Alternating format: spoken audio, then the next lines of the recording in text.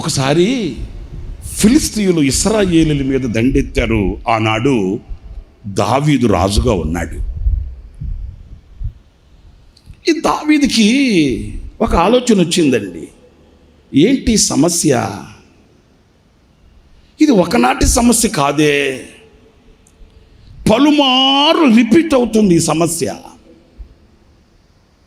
నేను వెళుతున్నాను, యుద్ధం చేస్తున్నాను, వస్తున్నాను, తొలగిపోయిందిలే సమస్య పోయిందిలే, కన్నీళ్లు తొలగాయిలే, అక్కరలు తీరాయిలే, ఆకలి తీరిందిలే, నిద్ర పట్టిందిలే, ఇల్లు కుదిరిందిలే అని అనుకుంటున్నంతలో ఆశల వలయాలలో నేను ఆనందించక మునిపే అడయాసలైపోతున్నాయి ఆశలన్నీ. ఏంటిది? ఈ సమస్యకి కారణం ఏంటి అని మరలా ప్రభు దగ్గరకు వెళ్ళి ప్రభుని విన్నపించుకున్నాడు. లేఖనాల్లో మనం చదువుతాము. చక్కటి పాఠం ఏంటో తెలుసండి. దేవుడు అన్నాడు, దావీదు ఓ పని చేయి, పలుమార్లు ఈ సమస్యతో సందిగ్ధాల మధ్య అల్లాడిపోయేదానికంటే కొంచెం ఓపిక పట్టు. ఈసారి ఈ సమస్యకు పరిష్కారం కలగాలంటే ఈ యుద్ధంలోకి నీతో కూడా కలిసి నేను వస్తాను. చప్పట్లు కొట్టకపోయారా? అయ్యో గట్టిగా కొట్టండి, గట్టిగా కొట్టండి. ఎవరు వస్తారట? మీరు చెప్పండి, ఎవరు వస్తారటండి? నీతో నేను వస్తాను, నీతో నేను కలుస్తాను, నీతో నేను నిలుస్తాను, నీ ప్రక్కనే నేను ఉంటాను. నీవు కలిసి ఈ యుద్ధ రంగంలోనికి వెళదాం. ఈ సమస్య ఎలా పరిష్కారం కాదో నేను చూపిస్తాను అన్నట్లుగా దేవుడు దావీదుతో చెప్పాడు. నా మనసులో ఎప్పుడు తోచే ఒక భావన చెప్తాను చూడండి. దావీదుతో దేవుడు అన్నాడు, ఆ కంబళ చెట్ల దగ్గరికి వెళ్ళి మౌనంగా కూర్చో, నేను వచ్చేటంత వరకు కాస్త ఓపిక పట్టు, నేను వచ్చే సమయాన నీవు కూడా లేచి నాతో కూడా కలిసి వస్తే మనం వెళదాం అన్నాడండి. వాస్తవంగా అప్పుడు దావీదు ఏమనాలి? ప్రభువా, వీళ్ళు చెలరేగిపోతున్నారు, దుమ్మెత్తుతున్నారు, కాలెత్తుతున్నారు, వాళ్ళ నోటికి హద్దు ఆపులు లేకుండా అయిపోయింది. ఇప్పుడు గనక నేను మౌనంగా చేతగాని వాడి వాళ్ళు కూర్చున్నానే అనుకో, వాళ్ళు ఏమనుకుంటారంటే అయిపోయిందిరా వాడి పని, చేతగాని వాడైపోయాడు, ఏదో బలం ఉన్నట్లు, ఏదో శక్తి ఉన్నట్లు విర్రవీగాడు. మరి ఈ రోజున్న చేతగాని వాడి వలె మౌనంగా కూర్చున్నాడంటే అతనిలో ఉన్న శక్తి ఏమైంది అని నేను నవ్వులు పాలైపోతాను కదయ్యా. అయినా ఒక చిన్ని రాతితో ఈ ఫిలిస్తీయుల సర్దార్ని హతమార్చిన వాడిని, ఒకప్పుడు సింహాన్ని చీల్చిన వాడిని, ఎలుగుబంటిని చీల్చిన వాడిని, ఇంత పరాక్రమము కలిగి ఇంత రోషము కలిగిన రౌద్రుడనైన నేను ఏమీ చేయకుండా మౌనంగా వెళ్ళి అక్కడ కూర్చుంటే ఎంత అవమానంగా ఉంటుంది ప్రభువా అని కథ అడగాలి. ప్రియులారా, మనం నేర్చుకోవలసిన చక్కటి పాఠం ఏంటంటే, దావీదు ఇలాంటి మాటలు ఏవి కూడా మాట్లాడలేదండి. ఎందుకంటే దావీదు మనసులో ఒక ఆశ, ఇంతవరకు నేను ప్రయాసపడ్డాను, ఇంతవరకు నేను కష్టపడ్డాను, ఇంతవరకు నేను చెమటూర్చాను, ఇంతవరకు వ్యయ ప్రయాసలు పడి నేను చేశాను. ఈసారి నా దేవునితో కలిసి నేను యుద్ధానికి వెళ్ళబోతున్నాను. స్తోత్రం కలుగుగాక. నా దేవునితో కలిసి పూనుకోబోతున్నాను, నా దేవునితో కలిసి పని చేయబోతున్నాను, నా దేవునితో కలిసి నేను యుద్ధ రంగంలో నిలబడబోతున్నాను. ఈనాడు కలిగే ఆ జయం నేను చూడాలి అనే ఆశ అతని గుండెలో రగిలింది. అంతే, మౌనంగా వెళ్ళి ఆ కంబళ చెట్ల కింద కూర్చుండిపోయాడు. చరిత్రలో మనం చదివితే, ప్రియులారా, దేవుడు కదలి వచ్చాడు. స్తోత్రం కలుగుగాక. దావీదు కదలి వెళ్ళాడు. దావీదు దేవుడు, దేవుడు దావీదు, వీళ్ళ ఇద్దరు కలిసి యుద్ధ రంగంలో అడుగు పెడితే జరిగిన వినూత్నమైన విజయం ఎలా ఉందో తెలుసండి. చూడండి, పరిశుద్ధ గ్రంథంలో దినవృత్తాంతాల మొదటి గ్రంథం 14వ అధ్యాయం 15వ వాక్యం దగ్గర నుంచి చదువుతారండి. కంబళి చెట్లు కొనయందు కాళ్ళ చప్పుడు నీకు వినబడినప్పుడు వారితో యుద్ధము కలుపుటకై బయలుదేరి వారి మీద పడుము. ఆ చప్పుడు వినబడినప్పుడు ఫిలిష్తీయుల దండు హతము చేయుటకై దేవుడు నీకు ముందుగా బయలు వెళ్ళి ఉన్నాడని తెలుసుకొనమని సెలవిచ్చాను. ఓకే, దేవుడు తనకు సెలవిచ్చిన ప్రకారం ప్రియులారా, ఆ మాట వినాలి మీరు. దేవుడు తనకి ఏమైతే సెలవిచ్చాడో ఆ మాట ప్రకారము దావీదు చేయగా, దావీదు అక్కడే ఉందండి కీలకమైన ఆశీర్వాదం. ప్రియులారా, ఏదో నేను చేయగలను, నేను వెళ్ళగలను, నేను ఉండగలను, నేను సాధించగలను అని ఉద్రేకాలతో వెళ్ళిపోవడం కాదు, ఏదో మన శక్తి మీద మనం ఆధారపడడం కాదండి. దేవుడు దావీదుతో చెప్పినట్లు చేశాడే, అలాగే ఈ రాత్రి నీవు కూడా. నీవు లేక నేను అడుగు కూడా వేయలేనయ్యా, నీ శక్తి లేకపోతే నేను సాధించలేనయ్యా, నీవు నాతో రాకపోతే నేను వెళ్ళలేనయ్యా, నీవు నాతో ఉంటే, నేను నీతో ఉంటే నేను వెళ్ళిన ప్రతి మార్గం ఆశీర్వాదకరంగా మలచబడుతుందని నేను గ్రహించానయ్యా. ఇంతవరకు ఒంటరిగా ప్రయాణం చేసి ఓడిపోయాను, అలసిపోయాను, కృంగిపోయాను, కన్నీటి మయంలో కొట్టకపోయాను, కన్నీటి సాగరంలో నిలిచిపోయాను. ఇదిగో ఈ రాత్రి నీ పాదాలు పట్టుకుంటున్నాను, నీవు నాతో రావా యేసయ్యా, నీవు నాతో నిలవవా యేసయ్యా, నీవు నాతో కలిసి ఉండవా యేసయ్యా. నీవు నా చేతులు పట్టుకుంటే, నీవు నా వెన్ను తడితే, నీవు నా ముందుంటే నేను నీతో వస్తానయ్యా. ఈ రాత్రి నా ప్రియులరా, దావీదు దేవుడు తనకి ఏదైతే సెలవిచ్చాడో అలాగే చేశాడట. ఆ తర్వాత ఏం జరిగింది? ఇశ్రాయేలు ఫిలిష్తీయుల సైన్యమును గిబియోను మొదలుకొని గాజేరు వరకు తరిమి హతము చేసి. కొట్టు గట్టిగా చప్పట్లు ప్రభువుకి. ప్రైజ్ ది లార్డ్, హల్లెలూయా. నా ప్రియమైన సహోదరులారా, ఇంతవరకు మిమ్మల్ని ఏలుబడి చేస్తున్న కన్నీళ్లే కానివ్వండి, ఇంతవరకు మిమ్మల్ని వేధించి బాధిస్తున్న సమస్యలే కానివ్వండి, మిమ్మల్ని చూసి పారిపోయి మీరు వాటిని తరిమి వాటిల్ని పారద్రోలగలిగిన శక్తివంతులు కావాలంటే ఈ రాత్రి నా దేవుడు, మన దేవుడు మీతో కూడా నిలవాలి. మీరు ఆయనతో కూడా కలిసి పని చేయాలి. వింటున్నారా? 17వ వాక్యంలో వ్రాయబడింది, కాబట్టి అంటే ఇలా జరిగినందువలన దావీదు కీర్తి ఇశ్రాయేలీయుల దేశమంతటా ప్రసిద్ధి అయిందంట. యెహోవా అతని భయం, దావీదు యొక్క భయము అన్యజనులందరికీ కలుగు చేశాడంట. స్తోత్రం చెప్పండి, స్తోత్రం చెప్పండి. ఈరోజు మీ ఇంట్లో ఉండే బొచ్చుకొక్క మీ మాట వినట్లే. ఎందుకని? మీరు వీధుల్లో వెళుతుంటే మిమ్మల్ని చూసి కనుసైగలు ఎగరేసుకుంటున్నారు. మీరు సంఘంలో నిలబడి సాక్ష్యం చెప్తుంటే పెదాలు విరుస్తున్నారు. మీరు సమాజంలో బైబిల్ పట్టుకుని భక్తిగా బజార్లో కనబడుతుంటే మీకు ఏమాత్రం విలువ కలగట్లే.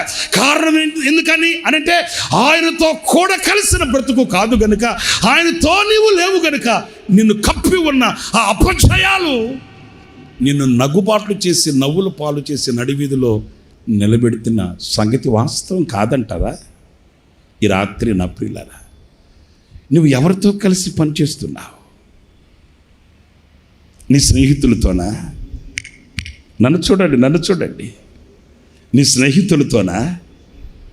ధనబలం భుజబలం కలిగిన వారితోనా? కొంతమంది ప్రార్థన చేయడానికి వచ్చి అడుగుతుంటారు, అన్నయ్య నేను మా ఫ్రెండ్ ఇద్దరం కలిసి పార్ట్నర్గా ఈ వ్యాపారం చేయాలనుకుంటున్నాను అన్నయ్య. అలా అంటారండి. కానీ ఏనాడైనా యేసయ్యా నీవు నేను, నాతో నీవు, నీతో నేను కలిసి వ్యాపారం చేయాలయ్యా, ఏనాడైనా మోకరించావా సహోదరుడా? నేను, నా స్నేహితుడు, నేను ఇదిగో నా కొలీగ్, మేమిద్దరం కలిసి ఈ ప్రాజెక్ట్ వర్క్ చేయాలనుకుంటున్నాం అని ఆశిస్తున్నావే. కానీ నా దేవుని శక్తి కలిగిన హస్తం నాకు తోడుగా ఉండాలి, ఆయనే నా కొరకు దిగి రావాలి, నా ప్రక్కన నిలవాలి, ఆయనతో కలిసి ఈ పని చేయాలని ఏనాడైనా కన్నీళ్లు కార్చి ప్రార్థించిన ఆనవాళ్ళు ఉన్నాయా సహోదరుడా? మరి అపజయాల మూట మోస్తూ అపజయాల ఊట త్రాగడం కాక ఏం జరుగుతుంది ఏంటి? ఈ రోజున నోటి నిండా నవ్వుతో, కంటి నిండా నిద్రతో, ఒంటి నిండా ఆరోగ్యంతో, ఇంటి నిండా జనంతో, సౌభాగ్యంతో, సంతోషంతో, ఆనందంతో విల్లు వెరిసిన ఆ ఆనంద బాష్పాలు రాల్చవలసిన నీ కన్నీళ్ళు ఈ రోజున వేరే విధంగా కనబడడానికి గల కారణం ఏంటంటారు? ఆయన తోడు, ఆయన నీడ, ఆయనతో సహవాసం నీకు లేకయే. ఈ రాత్రి ఒక కీలకమైన ఒక మాట చెప్తున్నాను. నిశ్చయంగా ఈ రాత్రి మీరు ప్రార్థించి ప్రభు పాదాలు పట్టుకోండి. మీకు సాక్షి ఇంకొక మాట చెప్పనా? ఇదిగో మన ఆత్మీయ తండ్రి దైవజనులు లేసన్న గారు ఉన్నారే, ఇక ఆయన గురించి కాక ఎవరి గురించి చెప్పుకుంటాం ఏంటి? ఇంత వైభవం, ఇంత హంగు రంగు, ఇంత ఆత్మీయ అంతరిక్షం, ఆత్మ ప్రపంచం మన కళ్ళతో మనం చూస్తున్నామంటే, నాకు తెలిసిన నా చిన్న సేవా అనుభవంలో నేను చెప్తాను. యేసన్న గారు ఏది ప్రారంభించినా, ఏది ఆయన చేయదలిచిన ఆ పరలోకమందున్న దేవుడు ఆమెను అనేసాడండి, అంతే. ఆమెను అనేసాడు, ఇక అంతే. ఆయన ఏది ప్రారంభించినా అందులో ఒక 100 ఫలం కనబడేది. ఏది ప్రారంభించినా అది క్రైస్తవ లోకానికి ఆశీర్వాదకరంగా కనబడేది.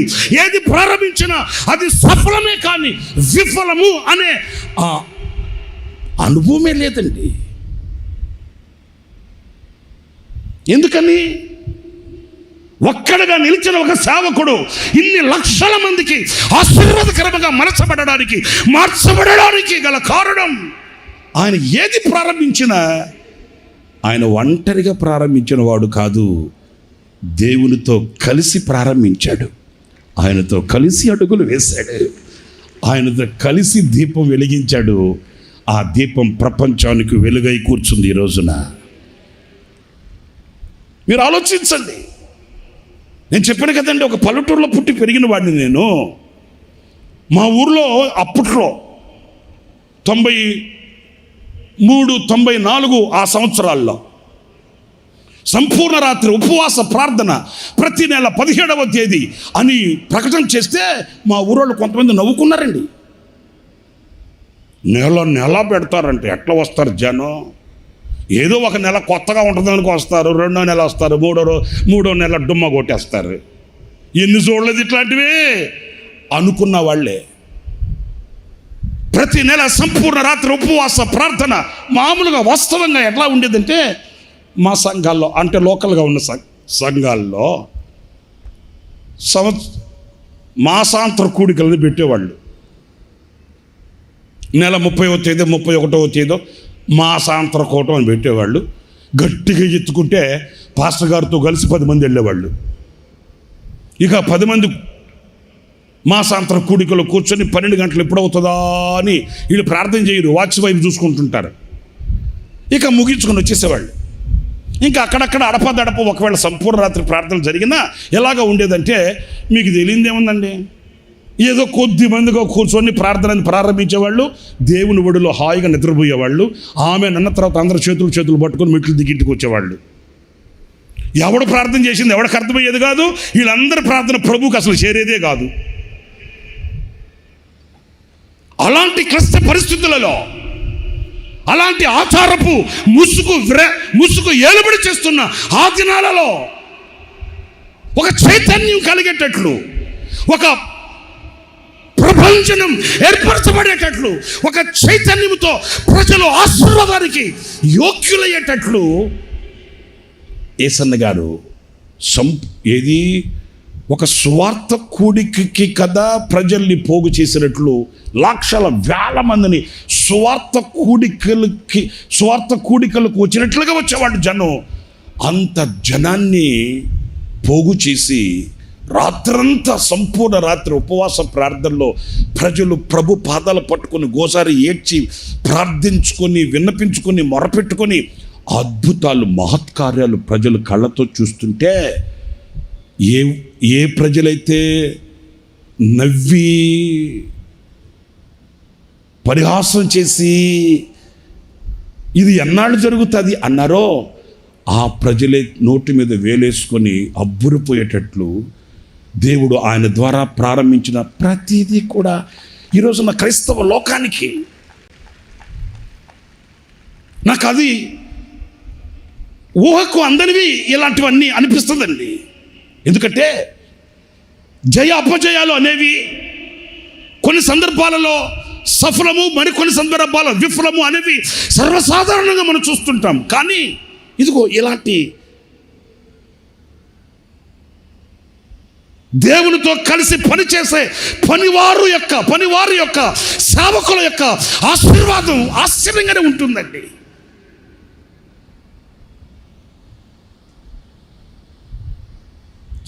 క్రొత్త సంవత్సరంలోకి వెళ్ళే ముందు వింటున్నట్టు నటిస్తున్నారా?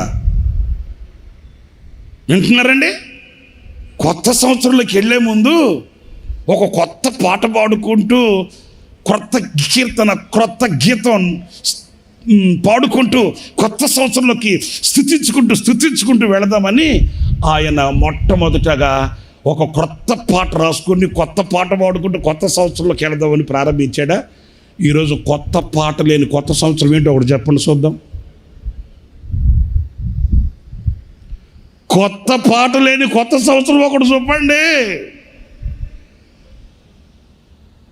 ఓ క్రొత్త పాట పాడుకుంటూ ఆనందంగా ఆయన క్రొత్త సంవత్సరంలో ఆరాధించుకుంటూ ప్రభుకు ఒక క్రొత్త పేరు పెట్టుకొని ఆయన అడుగు పెట్టడం, ఆయన ఆనాడు ప్రారంభించిన ఆ ఆశీర్వాదకరమైన ఆ పరిచర్య ఈరోజు క్రైస్తవ లోకాన్ని అలుముకుంది. ఏ చిన్న సేవకుడే పెద్ద సేవకుడే, క్రైస్తవ లోకంలో చిన్న సంఘమే పెద్ద సంఘమే అనే తారతమ్యం లేకుండా ఈరోజున క్రైస్తవ లోకంలో సంఘాలలో ఈ మేఘం అలుముకొని కమ్ముకపోయింది.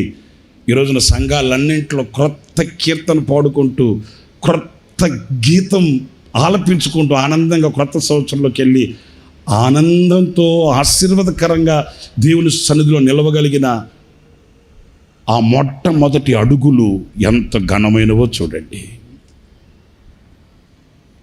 ప్రతి సంవత్సరం ఆగస్టు 15వ తేదీ అందరికీ ఖాళీగా ఉంటుంది కనుక అందరిని పోగు చేసి, ప్రజలందరినీ పోగు చేసి రాష్ట్రం కొరకు, దేశం కొరకు, ప్రజల కొరకు, నాయకుల కొరకు, కాపర్ల కొరకు ఘనమెత్తి స్వరమెత్తి ప్రార్థన చేద్దాం అని ఆయన మనస్సులో మెదిలిన ఆ దివ్యమైన ఆలోచన చిన్నదిగా కొద్దిగా ప్రారంభించాడు.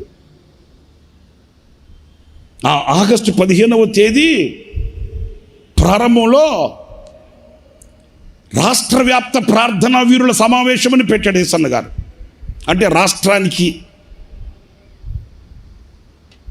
సరిపడేటట్లు అన్నట్లు రాష్ట్ర వ్యాప్త ప్రార్థనా వీరుల సమావేశం అని పెట్టి ప్రజల్ని పోగు చేసి దేశ క్షేమం కొరకు, ప్రజల కొరకు, నాయకుల కొరకు, కాపర్ల కొరకు, సంఘాల కొరకు, సంక్షేమం కొరకు చేతులెత్తి ప్రార్థన చేస్తుంటే నా కళ్ళతో నేను చూశానండి.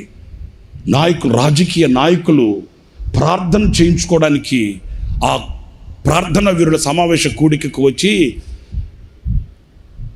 ఆ నాయకుల నోట వచ్చిన ఒక మాట చెప్పనా? ఎందరో నాయకులు, సేవకుల్ని చూసాము, ఎన్నో సంఘాలను చూసాము.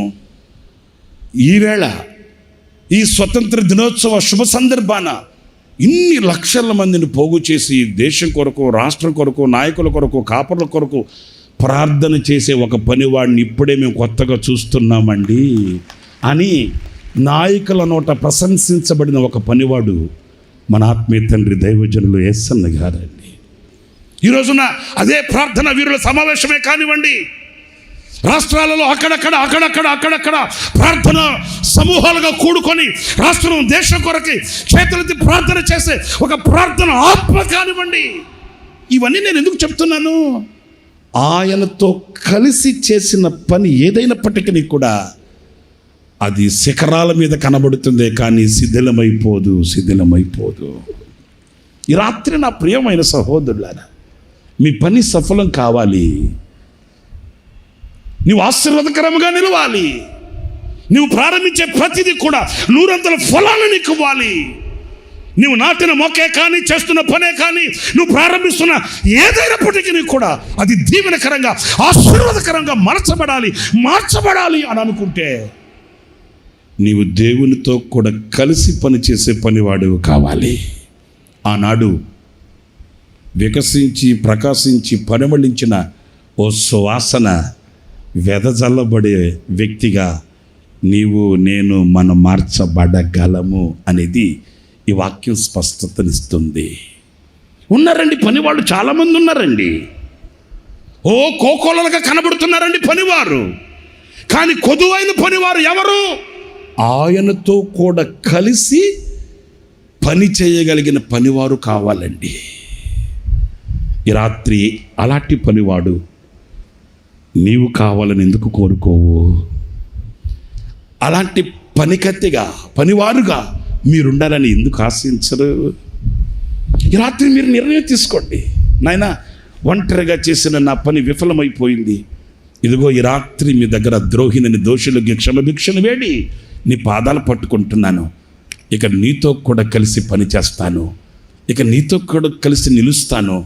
నీతో కూడా అడుగులు వేస్తాను. నీవు నన్ను విజయ పదములో నడిపించమని కోరుకుంటే నా దేవుడి రాత్రి బలమైన ఆత్మ కొమ్మరింపు నీ మీద కొమ్మరిస్తాడు. నీవు అభిషక్తుడు వగుదువుగాక, నీవు ఆత్మచేత నింపబడుదువుగాక, బలమైన శక్తిని చేరుకొనుగాక.